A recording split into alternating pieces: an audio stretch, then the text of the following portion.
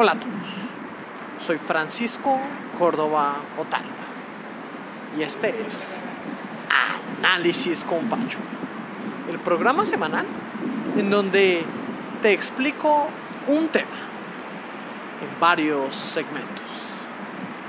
Espero lo disfrutes. A todos, el programa del día de hoy va enfocado al nuevo presidente de los Estados Unidos, el presidente número 45, Donald J. Trump, o más conocido como el Don. ¿Por qué? Pues este es un momento especial en la historia. Podríamos decir que es el presidente más controvertido del siglo XX y XXI, incluso de muchos otros siglos dentro de la presidencia de los Estados Unidos. Hoy voy a tratar de analizar el equipo que ha nombrado Donald Trump y cuáles son sus mayores retos en los próximos 100 días en la Casa Blanca. Así que veamos, espero disfruten y recuerden que el enfoque es tratar de brindarles una visión objetiva, desde un punto de vista tanto como de lo que dice como de lo que hace. ¿Por qué? Porque hemos visto cómo la gente, los periodistas, se han dejado llevar todo por el tema de lo que el presidente electo, Trump, o el nuevo presidente de los Estados Unidos, dice por Twitter. Entonces Twitter se ha convertido en esa herramienta que él dice una cosa, entonces causa revuelo. Ha estado tanto el caso tan impresionante que ya hay compañías que están desarrollando aplicaciones para que les envíen alertas si el presidente Trump hace un tweet relacionado con su compañía. ¿Por qué? Porque puede haber una correlación entre el valor de su acción. Imagínese que el presidente un día insulte al CEO de la compañía, digamos, por ejemplo. O como sucedió que tuvo un encuentro con uno de los mayores senadores activistas del Partido Demócrata, llamándolo que no era tan buen elemento, sabiendo que él luchó fervientemente por los derechos de los afro en los Estados Unidos en la misma época que Martin Luther King. Entonces vamos a analizar qué personas ha nombrado Trump y cuáles son esos retos. Entonces, ¿qué podemos encontrar? Primero, Estados Unidos tiene un sistema en el cual cuando se va a nombrar alguno de los secretarios que en otros países son conocidos como ministros, tiene que haber un proceso de aprobación. ¿Cómo consiste? El presidente dice, listo, yo quiero que Tyler Rason sea el nuevo secretario, ¿sí? Entonces, ¿qué pasa? Esta información se le pasa al FBI. El FBI empieza a analizar todo lo que sea relacionado con el candidato. Si el FBI encuentra información que efectivamente comprometa el buen desarrollo al candidato, esta información se le comunica al presidente de los Estados Unidos y también se le comunica al vicepresidente y al Congreso. ¿Por qué? Porque es el Congreso el que toma la decisión. Entonces, Trump nomina a alguien y el FBI hace la revisión y luego empiezan unas sesiones. ¿Qué pasa? Tiene que ir al Congreso, tiene que llenar una aplicación, sobre todo colocando información de preguntas que le pueden hacer los congresistas. Entonces usted es un congresista, usted le envía las preguntas antes de eso y él tiene que responder todas las preguntas, sobre todo estableciendo cuál es su posición. Entonces usted establece su posición y, por ejemplo, tenemos al nuevo candidato para ser director de la CIA o de la CIA, o la Central de Inteligencia de los Estados Unidos, que ha sido senador. Entonces, usted como senador le puede hacer la pregunta, bueno, ¿usted qué opina de torturar a la gente para obtener información, por ejemplo? Entonces, ¿qué pasa? Él responde por escrito y él lo envía a los senadores, todos pueden consultar sus respuestas y luego, a nivel público, le pueden volver a hacer la misma pregunta, ¿sí? Entonces, tanto que se habla de la carrera como que le hacen la pregunta. En el caso del director de la CIA y otros personajes como el nuevo secretario de Defensa, Mattis, tienen algo característico. ¿Y qué es? Pues que ellos tienen una posición pública y una posición privada. ¿A qué se refiere? Como son unidades que manejan información sensitiva o información confidencial, él podría decir públicamente que no está de acuerdo con la tortura como un medio de obtención de información. Aunque en privado, reunido con el comité que tenga la capacidad de análisis, es decir, que sea el comité que maneja los temas de inteligencia de los Estados Unidos, él sí debe responder lo que efectivamente va a hacer la CIA. Todo lo mismo, ¿cuál es su posición, por ejemplo, frente al ataque de Rusia en el tema de las elecciones de los Estados Unidos? Entonces él puede tener una posición pública, pero luego puede tener una posición privada. Este me parece que es un gran método que tienen los Estados Unidos y que podría ser implementado en otros países porque nos brinda la posibilidad de conocer de antemano quiénes van a ser las personas encargadas de tomar las grandes decisiones. Entonces no es que simplemente llegue el presidente y nombre el ministro, sino que se nomina al candidato, el candidato pasa por este screening process y luego hay una votación donde se confirma o no. Si no se confirma, ¿qué pasa? El presidente tiene que nombrar a otro candidato y volver a pasar por todo el proceso. En casos en que no se confirma, a veces hay candidatos que les da miedito de última hora.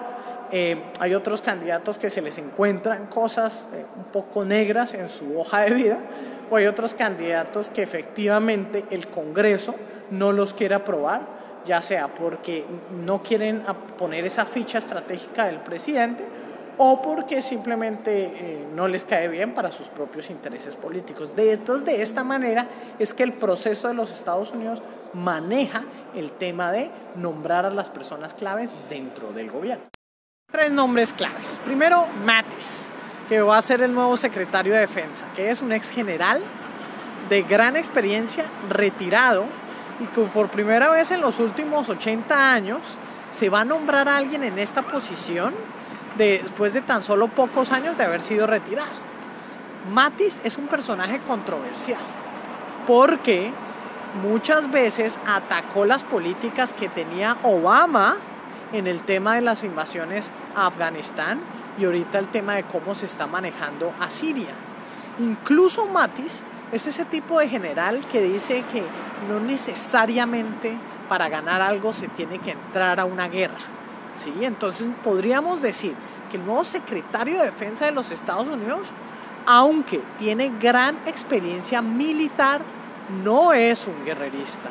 Incluso no está de acuerdo con técnicas en donde se violen los derechos humanos para conseguir información. Él dice incluso que se deben llegar a acuerdos. Y esto va relacionado con el segundo personaje clave del gabinete de Trump. Él es Rex Tillerson, y que fue hasta hace poco el CEO de la ExxonMobil. Entonces imagínense, la ExxonMobil, una de las mayores empresas del mundo con negocios por doquier, y que dicen tiene grandes contactos con Vladimir Putin, tanto así que Putin le dio una condecoración. Entonces ahí es donde dicen que él puede hacer que las relaciones con Rusia, como el nuevo secretario que reemplaza a John Kerry, pues puedan mejorar. Y efectivamente, cuando ustedes combinan estos dos personajes con el tercero, que es el nuevo director de la CIA, se dan cuenta que el enfoque cambia, aunque efectivamente se reconoce que Rusia fue el que hizo parte de ataques en el tema de ciberespionaje en las elecciones de los Estados Unidos. Como decía alguien, no es que se les pueda acusar que ellos con el tema de la propaganda modificaron todo y modificaron las mentes de los ciudadanos, como si fuera fácil modificar las mentes de los ciudadanos con propaganda. La propaganda funciona solo si hay un terreno fértil, ¿sí? Y no es que la propaganda lo sea todo. Entonces, dentro del gabinete encontramos uno de los cambios fundamentales, que es que en el tema de la salud, como Trump, como ustedes lo vieron en el discurso, quiere quitar el famoso Obamacare o el sistema médico que implementó el presidente Obama y reemplazarlo por un mejor sistema en donde haya mayor competencia para ofrecer estos servicios, esto va a generar realmente una transformación. Y al otro encontramos a personajes como Rick Perry, ¿sí? Y otros miembros del gabinete que van a enfocarse hacia la creación de empleos. Entonces, este gabinete que crea Trump primero tiene una característica y es de gran experiencia. Aunque Trump en sus discursos de campaña, él decía, we wanna drain the swamp, es decir, vamos a limpiar ese pantano de la inmundicia, pues está colocando a personas con gran experiencia, ya sea política o privada. Y esa era una de las críticas que le hacían a Trump antes, ¿no? Imagínense que el que no tiene experiencia política, ¿cómo va a manejar el país? Pues está rodeando de gente que efectivamente la tiene. 2. Son personajes cuya historia también es muy controvertida, pero incluso sus planteamientos a nivel público que han hecho por los años no es que estén alineados con Trump. Entonces Trump lo sabe. Trump sabe que sus nuevos secretarios no están alineados con todas las cosas que él quiere. Entonces no van a ser tan fácil como decir, ay, yo quiero hacer esto y se va a hacer. No, por eso él los nombró, porque él también quiere encontrar ese espacio de discusión frente a sus ideas, porque ellos son al final los que van a ejecutar los grandes planes, ¿sí? Y 3, pues algunos tienen elementos muy controvertidos, ¿sí? Que las fuerzas de diversas fuentes, sobre todo de apoyo a Hillary, los atacan porque, por ejemplo, no están de acuerdo con el tema de los baños, los temas transgénero, o que no se invierta tanto dinero en combatir el cambio climático. Y entonces el tema del cambio climático va a ser de los mayores retos que se va a manejar en la administración Trump, porque aunque ha expresado unas cosas, vamos a ver efectivamente cómo es que se va a desarrollar. Algo característico de la nueva presidencia de Trump es que no va a haber ninguna mascota oficial. Sí. Todos los presidentes en los últimos años han tenido alguna mascota. La más reciente, la mascota Bo del presidente Obama. Esta es el famoso Puppy en Bilbao, que queda cerca al Guggenheim para que lo visiten. Gran ciudad, y sobre todo Puppy representa esos jardines repletos de rosas que tenían las grandes casas de los reyes por allá en el siglo XV y XVI. Ahora veamos cuáles son los 3 mayores retos a los cuales se enfrenta Donald Trump y los cuales expuso en su discurso. El primero es el tema de empleo. Cómo él piensa mejorar la política de empleo para aumentar en millones de nuevos puestos. Y por eso pudimos ver una visita del emprendedor y billonario chino Jack Ma, que le dijo a Trump, mire, yo le voy a ayudar para que creen en los Estados Unidos 1 millón de empleos. Y varias personas lo han visitado, emprendedores y dueños de empresas, diciéndole, mire, nosotros le vamos a ayudar en su esfuerzo. Incluso la CEO de IBM le escribió una carta diciendo, mire, señor Trump, nosotros estamos comprometidos con usted para la creación de empleo. Entonces, esta será una de las mayores áreas de inversión, que va relacionada a cómo ellos van a optimizar el gasto de los recursos públicos. Entonces, ya se esperan reducciones en casi un 10% en el presupuesto de la nación en los próximos 8 años. La segunda gran área es el tema de seguridad, tanto seguridad interna como seguridad externa. Seguridad interna, vamos a ver qué ocurre con el tema de la inmigración y las nuevas leyes que se desarrollan, especialmente en la recepción de inmigrantes de Siria o de otros países árabes. Y el otro, ¿qué es lo que realmente va a hacer con Siria? Si se va a sentar con Rusia y qué solución se le va a dar a este conflicto tan terrible que se ha venido dando en los últimos años y que el gobierno Obama no supo manejar. Y por eso esta crisis humanitaria tan gigantesca que tenemos. Por eso una labor del general Mattis va a ser esa, y va a ser cómo cambiar la diplomacia internacional y la relación con Rusia. Y la tercera área fundamental que expuso Trump y que va a seguir manejándose es el tema de la salud. Cómo efectivamente Estados Unidos, que es el país con mayores gastos en inversión pública en salud, puede mejorar o no bajo las nuevas normatividades que allí se implementan. Y les quiero recomendar algo. El libro recomendado es MAGA, mírenlo, este que está aquí. Es un libro que se llama Make America Great Again, es un libro en inglés, pero si ustedes lo leen es muy corto, son 70 páginas, establece cuáles son el tipo de tendencias culturales, económicas y sociales que dieron pie para que Trump fuera elegido en la presidencia. Es un libro muy corto, pero muy sustancioso frente a lo que se da. Y dos, si quieren empezar a ver otros puntos de vista frente a las noticias, los invito a registrarse a este canal de YouTube, RT.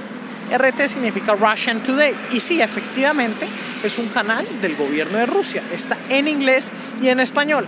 Pero ya que la mayoría de canales nos traen es noticias de los Estados Unidos desde la óptica americana, pues también sería interesante que ustedes comiencen a ver desde la óptica rusa qué opinan sobre cada una de las cosas.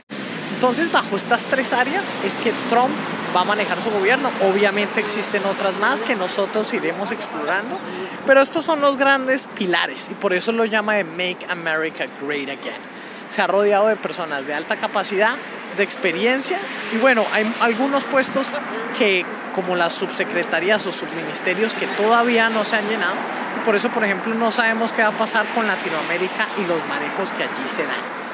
Pero pues esperamos seguirles comentando acerca de cómo Trump va a ir desarrollando su gobierno, su campaña, qué de las cosas que hizo se van a hacer, qué de las cosas que hizo son diferentes a las que hace y efectivamente eso cómo afecta o no esa división que ya existe en los Estados Unidos y que se incrementó por las elecciones. Entonces recuerden, este fue Análisis con Pacho. Soy Francisco Córdoba Otálora.